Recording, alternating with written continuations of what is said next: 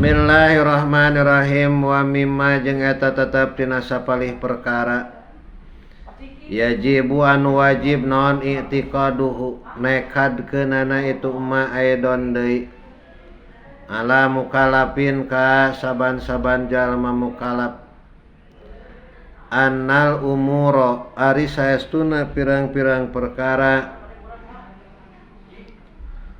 khairoha tegesna alusna ieu umur wa syarroha jeung gorengna ieu umur biqadain eta tetep kalawan qada wa qadarin jeung qadar.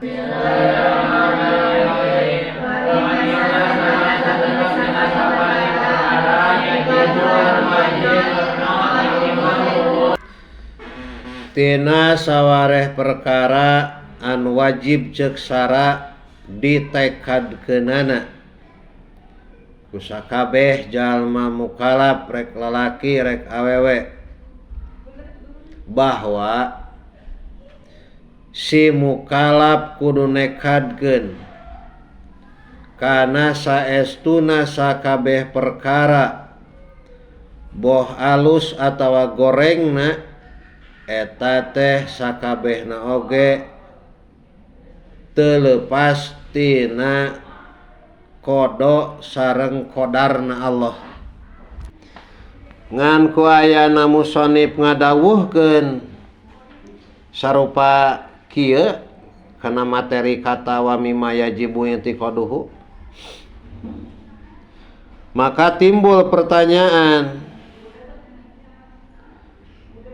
umpama sakabeh perkara rek alus atawa gorengna eta teh kalawan qada jeung qadarna Allah, sedengkeun eta perkara teh ngajangkau kana perkara anu maksiat.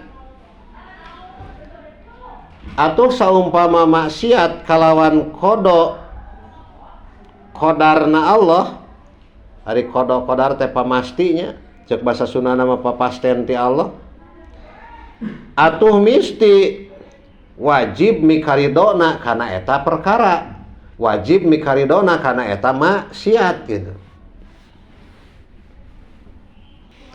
Sedangkeun ari mikarido kana maksiat pan eta teh perbuatan salah teu bener, pangna teu bener sabab mikarido kana maksiat eta teh dihukuman maksiat. Maka musannif ngajawab, jawaban musannif kieu, masalah maksiat teh aya dua jihad. Hiji aya maksiat anu dicarek seperti kupur. Tah kupur teh eta maksiat anu dicarek. Dua aya maksiat eta dipastikeun ku Allah Ta'ala, maka nu wajib mikaridona mah nyaeta kana pamastina, lain mikarido kana jihad maksiatna. Sabab mikarido kana jihad maksiatna mah eta teh dihukuman maksiat. Tinggal dina qauluhu khairoha wa syarroha aya teu? Qad alimta nyata apal anjeun al murada kanu dimaksud bikulin kalawan saban-saban saiji min huma tina itu khairoha wa syarroha. Fa in kila maka lamun dicaritakeun naon minal lapad minal ma'lumi, minal ma'lumi eta tetep tina nu dikanyaokeun anna dalika ari saestuna itu khairoha wa syarroha samilun eta anu ngawengku atawa ngurung lil ma'asi kana pirang-pirang maksiat. Walau kanat jeung lamun bukti itu ma'asi biqada illahi eta tetep kalawan papasten Allah, papasten atau pamasti Allah. La wajaba tah yakin wajib naon ari ridho. walajimu jeung ari anu misti ghairu sahihin eta henteu sah li anna ridho karna saestuna ridho bil maksiati kana maksiatun eta teh maksiat gitu. Pakai maka kumaha yakunu bukti itu khairoha wasaroha wajiban eta anu wajib wal aula jeung ari nu leuwih utama fil jawabi dina jawaban ayyuqala eta yang dicaritakeun naon analil maasi saestuna eta tetep kana pirang-pirang maksiat jihataini ari dua jihad jihatan tegasna kahiji jihad kaunuha jihata kauniha tegasna kahiji jihad buktina itu maasi manhian eta dicarek dicegah naon anha itu maasi wajihatin jeung kaduana wajihata kauniha jeung kadua jihad buktina itu maasi makdiyatan eta dipastikeun atau dikudukeun eta dipastikeun wa muqaddaratin jeung ditakdirkeun lillahi karena Allah taala wal wajibu jeung ari nu wajib innama huwa eta pastina ari itu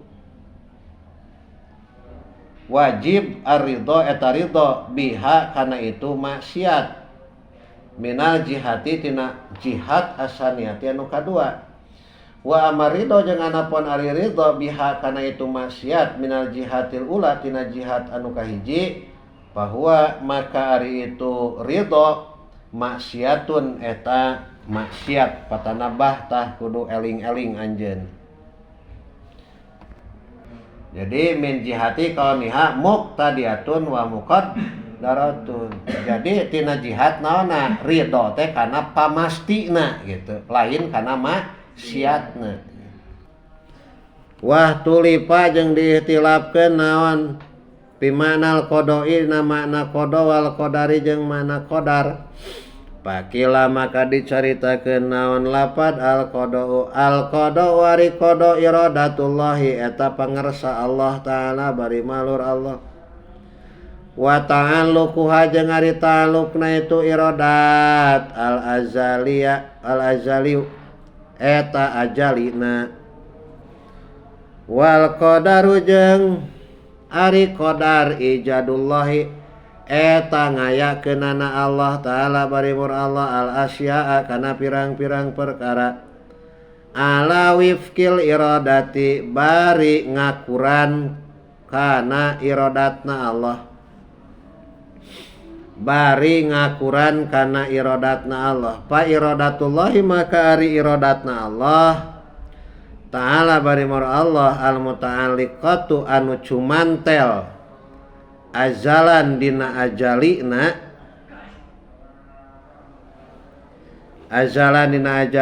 bi annaka kana saestuna anjeun tasiru eta jadi anjeun aliman eta anu alim au sultanan atawa jadi raja qodoun eta teh qodo wa ijadul ilmi jeung ari ngayakeunana ilmu pika ka anjeun ba'da wujudika dina sabada ayana anjeun awis sultanati atawa jadi rajana ala wifqil iradati bari ngakuran kana iradatna Allah qadarun eta qadar kok sareng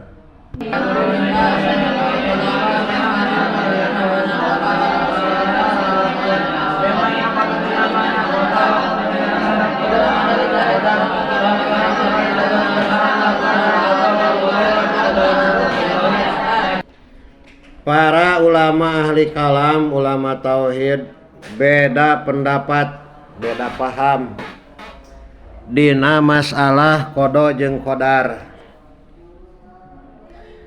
Ceuk sawarehna ulama mah ngaran qada teh nyaeta ngersakeunana Allah diajalina kodo tah ngersakeunana Allah diajalina naon ngersakeunana teh cek bahasa urang mah naon nangtukeunana irodatna Allah jeung ta'alukna eta irodat diajali. Kali deui cek sapalih ulama ngaran qada teh ngersakeunana Allah diajalina tegasna nangtukeunana irodatna Allah jeung ta'alukna eta irodat di ajalina. Contoh siga kieu contoh seperti Allah teh nangtukeun ka Mang Ibong bakal jadi jalma alim, amin. Allah nangtukeun si Mang Ibong rek jadi jalma alim. Eta si Mang Ibong atawa Allah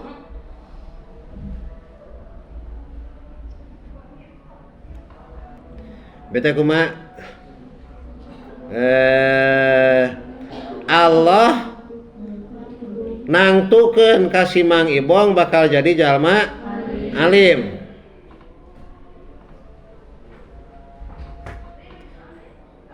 Atawa Allah diajali nangtukeun ka si Mang Ibong bakal jadi raja umpamana. Maka eta si Mang Ibong teh jadi panangtuan irodatna Allah diajalina kana sebagian perkara anu keuna kana perkara mungkin. Maka eta teh dingarana naon? Kodo gitu.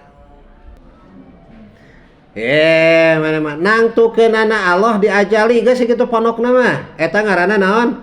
Kodo. Siga kieu ya. Pamana teh? Si sa maneh tah si Upi. Si Upi teh ditakdirkeun dan ditangtukeun ku irodatna Allah ti dituna si Upi teh lahir di Cikalong. Teh ngaranna naon eta teh? Kodo. Gubrak da lahir bener buktina di Cikalong tangke kodar eta ngaranna gitu. Paham teu? Siga gitulah. Ditangtukeunna tadi teh si Ibong. Si Ibong ditangtukeun ku Allah diajalina jadi jalma alim. Teh ngaranna naon? Kodo. Gubrak lahir ke alam dunia ayeuna alim can. Tah perkara alim jeung cana lain masalah eta mah gitu. Ngan lamun bener engke jadi jalma alim maka engke ngaranna naon? Kodo non kodar gitu. Lamun teu sesuai kumaha? Matak engke dihareup atau pernah ku akang dibahas aya ma fi ilmillah, aya ma fi lauhil mahfud, aya anu mubarrom, aya anu mu'allaq, aya anu bisa dirobah, aya anu teu bisa dirobah. Ai ngaran kodo atuh kumaha? Kodo mah ngabuktikeunana Allah sabada wujudna eta si Mang Ibong. Kali deui.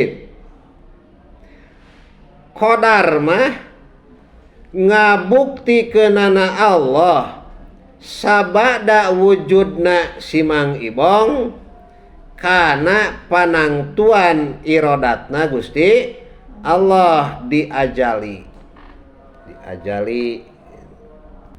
Contoh kieu mah diajali Allah teh nangtukeun ka si Mang Ibong. Jadi si Mang Ibong ditangtukeun di manana?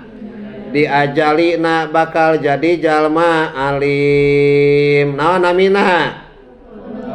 Namina naon? Kodarna nu kumaha? Kodarna mah ngabuktikeunana ilmu di si Mang Ibong. Eta ngaranna naon? Kodar. Paham teu? Blok we si Mang Imron teh daek ngaji, daek ngapalkeun, daek nalar nepikeun ka jadi alim. tah maka eta si Mang Ibong buktina jadi jalma alim nu kitu namina naon. Jadi qadar mah ngabuktikeunana perkara anu ditangtukeun diajali sabada buktina eta perkara. Hok lumpatin ke si Ibong. Ngabuktikeunana ilmu di si Ibong sabada ayana si Ibong. Kesimpulanana ngaran qadar mah ngabuktikeunana Allah kana sakabeh perkara kalawan netepan sakumaha nu geus ditangtukeun ku Allah diajali. Kali deui ngabuktikeunana Allah kana sakabeh perkara kalawan netepan sakumaha anu geus ditangtukeun ku Allah diajali. Taya teh bahasa sakumaha nu geus ditangtukeun ku Allah diajali teh bahasa kitab nama ala wifqil iradati. Bari ngakuran kana iradatna Gusti Allah. Wakila jeung dicaritakeun naon lapad al-qada'u. Al-qada'u ari qada ilmullahi eta uningana Allah al-azali anu bangsa ajali.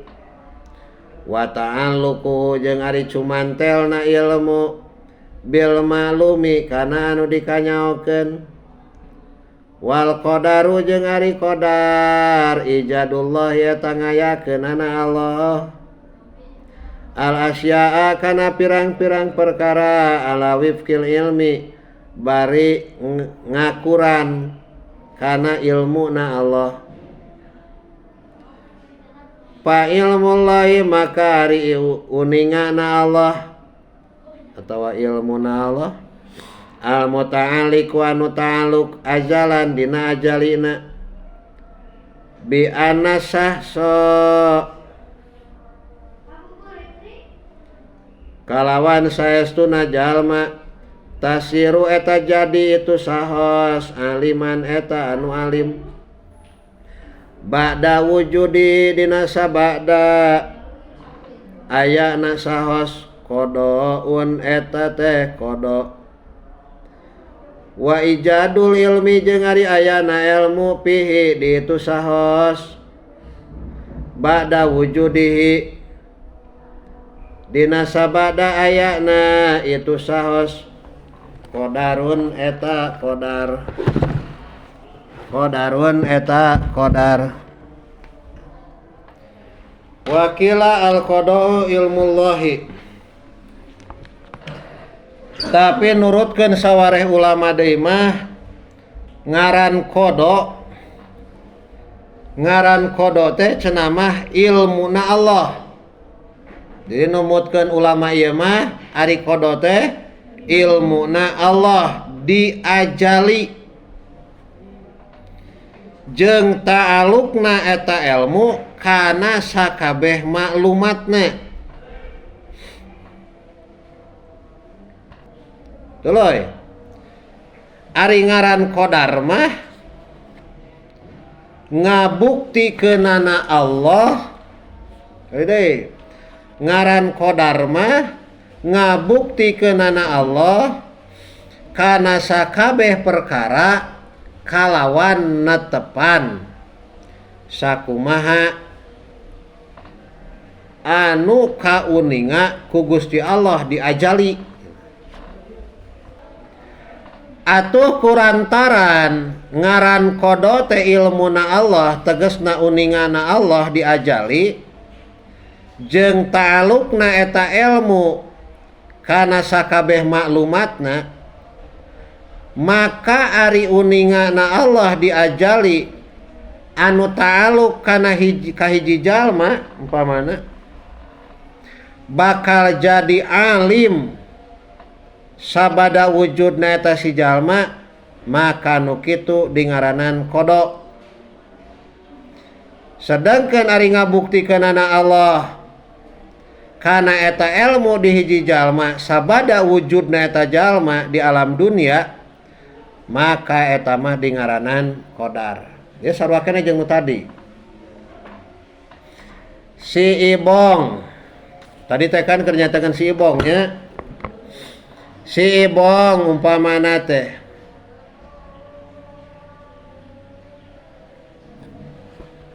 ya emang ya Allah uninga diajali anu taluk bahwa si Ibong teh rek dijadikeun alim sabada wujudna eta si Ibong tah eta ngaranna naon? Ngaranna naon? Kodo. Jadi Allah uninga diajalina keneh. Gubrag we si Mang Ibong lahir ke alam dunia dengan berbagai cara jadi we si Ibong teh alim. Tah nu kitu ngaranna naon? Qadar. Tah ceuk ieu mah kitu. Wah, deuk deui sing ngaburu adan.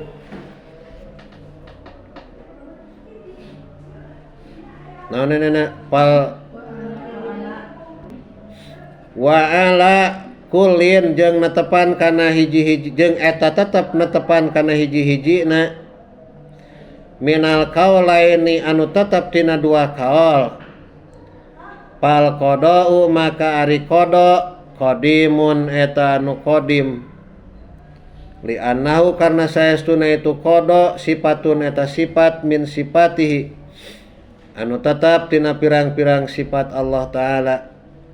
Amal iradatu anapun ari iradat awil ilmu atawa ilmu wal qadaru jeung qadar hadisun eta anyar li anau kana saestuna ieu hadis al ijadu eta ngayakeunana wal ijadu jeung ari ngayakeun min ta'alluqil qudrati eta tetap tina pirang-pirang ta'aluk kudrat wa ta'alukul kudrati jeung ari pirang-pirang ta'aluk sifat kudrat ari pirang-pirang ta'aluk sifat kudrat hadisatun eta anu anyar. Pok sareng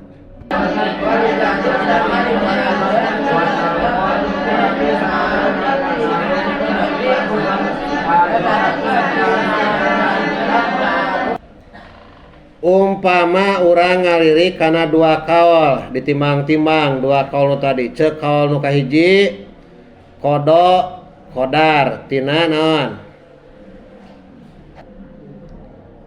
tadi itu tina iradat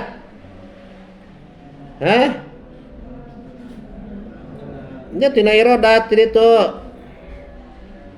ceuk kaul kadua mah tina naon tina ilmu qada teh. Kali dae umpama urang ngalirik kana dua kaul tina masalah qada jeung qadar maka pasti eta dua kaul teh sepakat. Kali dae maka pasti eta dua kaul teh sepakat bahwa masalah qada mah eta teh di hukuman qadim tah sepakat teh dina etana bahwa qada mah di hukuman qadimna gitu. Pangna di hukuman qadim sabab bukti na qada mah eta kaasupkeun kana sifat iradat atuh lamun nurutkeun kaul kahijina atawa rek sifat ilmu umpama nurutkeun kaul kaduana. Jadi cekol kahiji makan sifat iradat, cekol kadua mah sifat naon? Ilmu. Sedangkeun buktina sifat iradat jeung sifat ilmu eta pasti naonna qadimna atu misti eta dua kaul teh sapendapat pada sarua bahwa masalah qada mah eta teh pasti qadimna.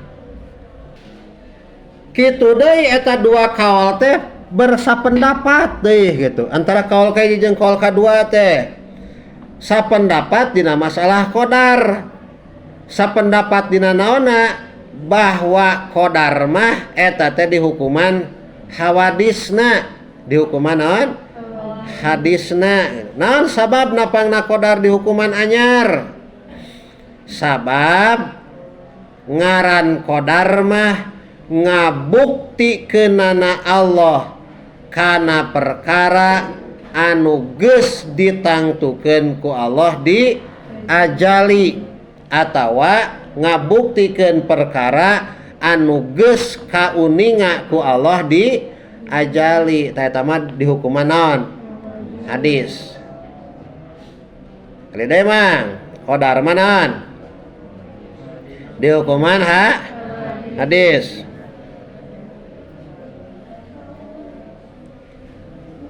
Naon sababna? Sabab qadar mah cek tadi oge ngabuktikeunana Allah Ta'ala kana perkara anu geus ditangtukeun ku Allah di mana? Atawa ngabuktikeun perkara anu tos kauninga ku saha? Ku Allah di ajali. Sedangkeun ari ngawujudkeun atawa ngabuktikeun teh ya. Sedangkeun ari ngabuktikeun atawa ngawujudkeun eta teh kaasupkeun kana ta'aluk sifat